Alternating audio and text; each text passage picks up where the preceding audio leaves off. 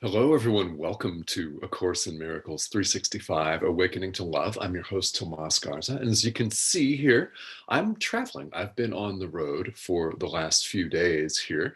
And my wife, Cindy, and I are up in Oregon visiting some friends and family. And I am staying in a child's room where I'm broadcasting to you worldwide here. So we've got on this side of me a Lego poster. This is the bottom corner. So we see a Lego spaceman.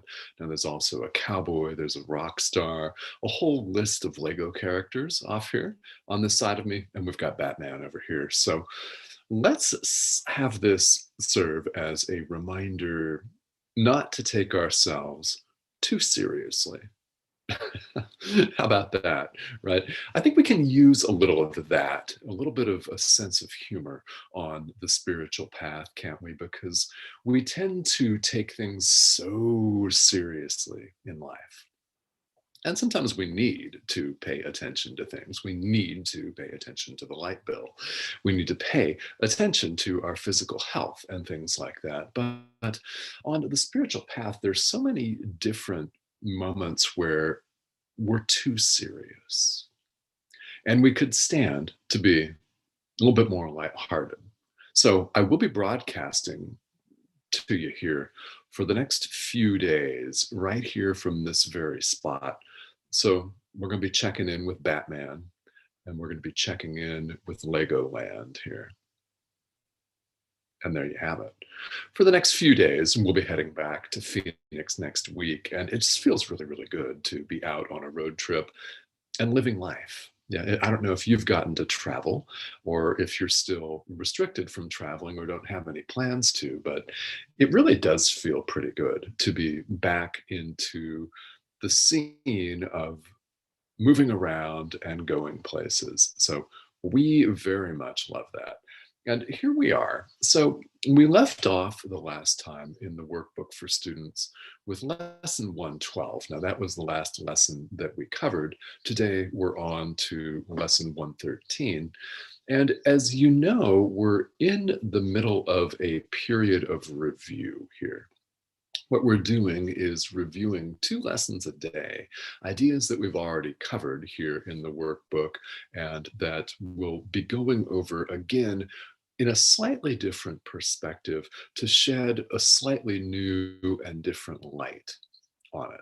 So if you have any questions or comments about this or any of the material here in the workbook for students, please feel welcome to drop me a comment here in the comment thread. This is live, and we'll be taking a look at some comments here on the live stream as always. So thank you for tuning in, and thank you for all of the likes, all of the hearts and the shares of this page. We really do want to reach as many people as we can. So it gives me great pleasure that there's a worldwide audience for this material.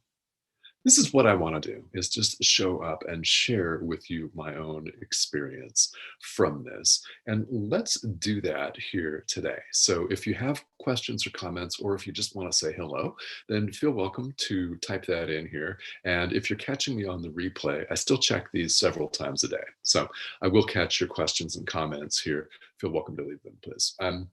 All right, so lesson 113 has us go over a couple of different ideas, and specifically these are 95 and 96. These are a couple of very succinct ideas here in the workbook that don't need a significant amount of elaboration. You'll find that as we go through for the next week to 10 days, the remainder of the ideas in this review period, that they're very straightforward. The presentation of them is very straightforward, and that is deliberate. Because in addition to taking ourselves too seriously in life, we also tend to over-intellectualize, don't we? Nothing wrong with the intellect, but we rely on it too much as human beings. We rely on accumulated book knowledge a little bit too frequently, maybe a lot too frequently. Yeah.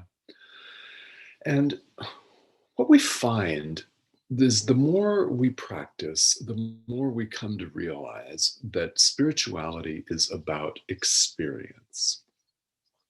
It's one thing to hear an idea, it's another thing to hear and then understand intellectually the idea. But it's quite something else entirely to put it into practice in your life and to integrate it into your life. That is what A Course in Miracles is all about. That is what spirituality in general, no matter what form you may practice, is all about. It is about the experience, having the living, breathing experience of the truths that we talk about, and I'm going to talk about in just a minute. It's about having that living, breathing experience and then integrating it into your being so that it becomes habitual. It just becomes who you are. And then you begin to have a different experience in life. You show up differently, you behave differently, and more importantly, you think and feel differently. Very important. So, the two ideas for today are very self explanatory, but the essence here is not in the intellectualizing them. It's not in the dialogue and discourse so that we may understand them. While that is important, and you'll see, I'm going to do a little bit of explaining here. It's all about practice. It's all about our willingness, simple willingness. The Course calls it a little willingness to put these ideas into practice and essentially to change our own minds. That's the essence of all of this. All right, so the first idea for today is lesson 95. I am one self united with my creator. Okay, I am one self united with my creator. So, self, of course, is with a capital S. So, what does that mean? Well, it's who we really are. Now, spirituality, including A Course in Miracles, often you'll see differentiates between self with a capital S and self with a lowercase s. So a little self refers to the ego. It refers to who we think we are as we run around frantic in this world, competing for what we believe to be scarce resources like food, water, money, time. We see everything as finite. Self with a capital S recognizes that everything is, in fact, limitless. Limitless. So the statement is self explanatory from an intellectual standpoint, isn't it? I am one self united with my creator. Same as. Love can only extend itself. Therefore, God can only extend himself, herself, itself, themselves. Yeah, name the pronoun. Doesn't make any difference. Doesn't make any difference. This is universal spirituality we're talking about here. Love can only extend itself. It does not extend hatred. It cannot. It cannot. So, serenity and perfect peace are yours. It's your birthright. It is your essence. It's who you are. It's who I am. It's who each of us is. We're completely whole and one with God. Now, the ego would like to believe that we created ourselves, right? That our mom and dad got together, had a hot date, had hot sex, and boom, here we are. Here our siblings are. Yeah, the ego would like to believe that we did this all ourselves, that we ourselves, in other words, the body, are the authors of our own life. And yet we run around in the world acting as though we believe that to be true. And here we all are, knowing that there's something more than that. And you're watching this live stream because you know that there is something more to it than that. There's something more than just the five physical senses can show you. Much, much more. So here we are, allowing ourselves to be receptive to these ideas, which is a very important point, is that we have to be receptive to even hearing about this before we can begin to practice and integrate it. So a very straightforward idea. I am one self united with my creator. Okay. Second idea for the day is lesson 96. Salvation comes from my one self. Naturally, naturally. Doesn't come from a new Mercedes Benz. Doesn't come from a raise in pay in your job. I mean, those things are very nice, right? If you handed me the keys to a brand new Mercedes and said, oh, here, just take it. I don't need it anymore. I would certainly thank you and drive off. But it doesn't lead to lasting happiness. Well, what happens, you buy a new car, you get the first payment. Yeah, you drive it off the lot. Suddenly it's it's worth $5,000 or more less than it was 5 minutes ago. Someone dings you in the parking lot. Yeah. Doesn't produce lasting, full-on lasting, constant happiness. Salvation comes from my one self. And this knowledge of our one self is still within our minds. It is as though in spiritual practice we're remembering. You may hear people talk about spirituality as a process of unlearning. In other words, what we're doing is we're disidentifying with the ego. We're learning a piece at a time, almost always, to drop our habitual conditioning so that just ourself with a capital S remains. That's what enlightenment is. That's what awakening is dropping all of the conditioning, all of the labels, all of the ideas of who we are, and just letting who we really are express itself, extend itself. So with all of these review periods that we're covering here, including lesson 113, it's recommended that we take time out, and you want to do this anyway, and you may do this already in your own spiritual practice, is take some time out.